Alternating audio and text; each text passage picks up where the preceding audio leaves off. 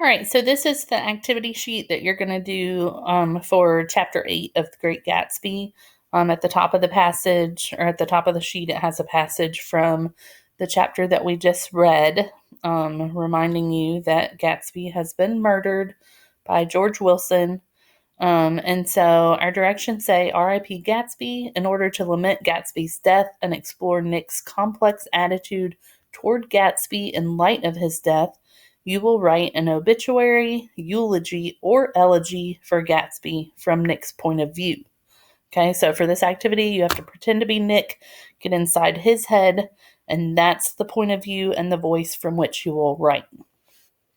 So you can pick one of these three, okay? So, obituary is a notice of death, usually in a newspaper, that includes a brief biography of the deceased person, also gives the reader an idea of what the person was known for and the loved ones the person is survived by or leaves behind. You can write a eulogy, which is a speech usually given at a funeral that praises a deceased person.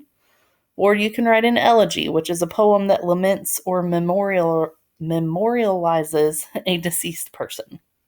So, before you begin, you need to do some pre-thinking and pre-writing to make sure your obituary, eulogy, or elegy truly represents Nick's attitude toward Gatsby, not your own. So, in this box, you're to explain Nick's complex attitude toward Gatsby, support your answer with textual evidence. Okay, so go back through some of those passages we've read and find some evidence to support what you think Nick feels toward Gatsby.